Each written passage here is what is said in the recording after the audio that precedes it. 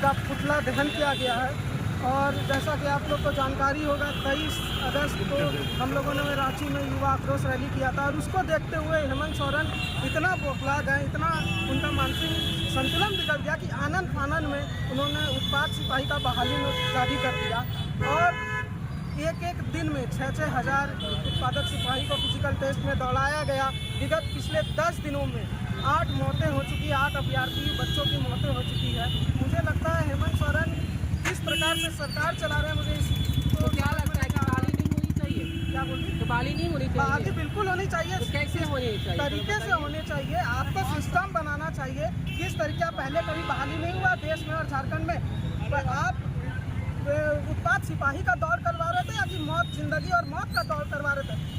इस कारण से उसकी जांच कैसे होना चाहिए? थोड़ा आप लोग भी बता दीजिए कैसे होना चाहिए। प्रॉपर सिस्टम उसका होना चाहिए। उसका नोटिफिकेशन निकाल के आप लिस्ट जारी कीजिए। जितने भी अभ्यर्थियों ने फॉर्म भरा कि भैया आज इस जैसे आज 1 तारीख है, 1 तारीख को समय दीजिए कि दिन के 8 बजे से लेकर शाम के 4 बजे तक बहाली की फिजिकल एग्जामिनेशन दौड़ होगी। उसमें लिस्ट जारी कीजिए कि 1000 लोग ही आ जाएंगे। कल दूसरे दिन को फिर आप लिस्ट जारी कीजिए।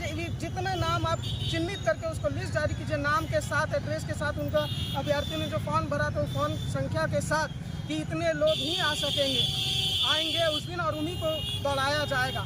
आप क्या व्यवस्था रखते हैं?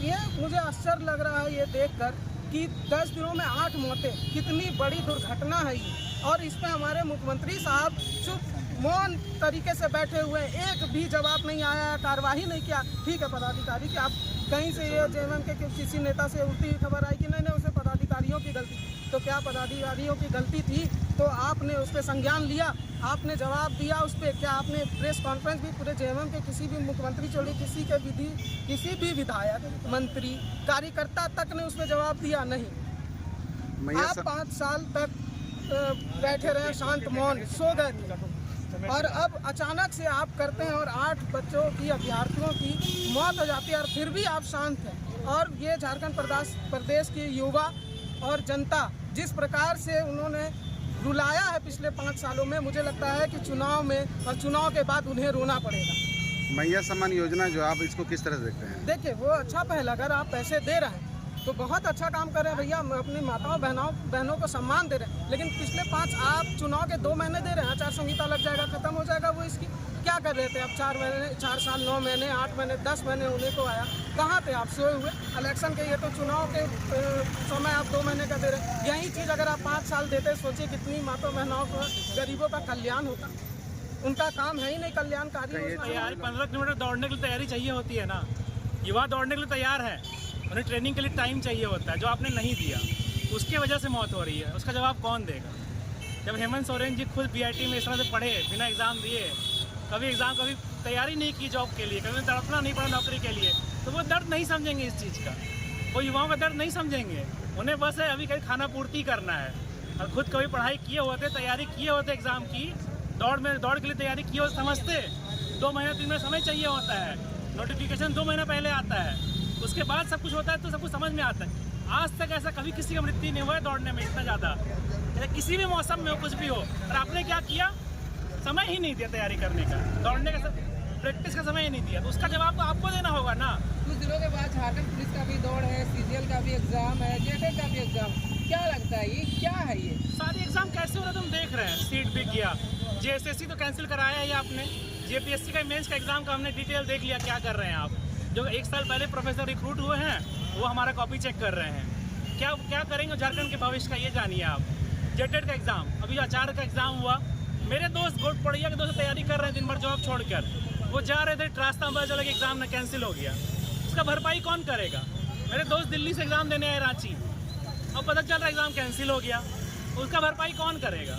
आप कीजिएगा भरपाई, तैयार हैं इस चीज़ के लिए?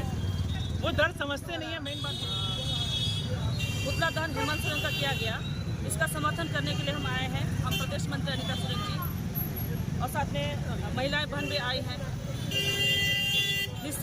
निश्चय ही ये आक्रोश का समय है, क्योंकि अभी हम लोग देख रहे हैं कि जैसे हेमंत सोरेन ने जो उनके आदेश पर जो अभी फिजिकल टेस्ट जो हो रहा है, उसकी वजह से कितने बच्चे की जान गई और कितने मतलब अभी बेहोशी की हालत में है और कितने क्या होने को पता नहीं है, लेकिन एक बात यही कहना है कि हेमंत सोरेन ने झारखंड के युवाओं का जिंदगी को दाव में लगा दिया है।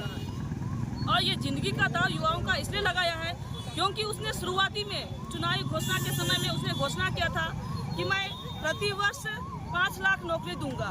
तो चूंकि वो युवाओं को नौकरी दूंगा और अगर युवा को नौकरी नहीं दे पाया तो मैं बेरोजगारी भत्ता दिलाऊंगा। तो चूंकि उसने वो तो किया नहीं, तो अभी आने वाला समय जो चुनावी समय है अभी है, तो उसने अपने आप को बचाने के लिए सत्ता को फिर से धोखाधड़ी में पाने के लिए झारखंड के युवाओं की जिंदगी के साथ खेला है। तो ये झारखंड की जनता या झारखंड की युवा पीढ़ी कभी हेमंत सोरेन को माफ नहीं करेगी और वो देख रही है कि हेमंत सोरेन अपना चुनावी को लेकर के उन्होंने क्या दाव पेच खेल रहे हैं। तो इसीलिए हेमंत सोरेन अभी जो भी करे कुछ नहीं होने वाला है। युवा अभी जाग चुके हैं और आने वाला समय में उसको इतना बुरी तरह से मुंह दिखाने लायक नहीं रहेगा। तो बस तकलीफ इस बात का है कि युवा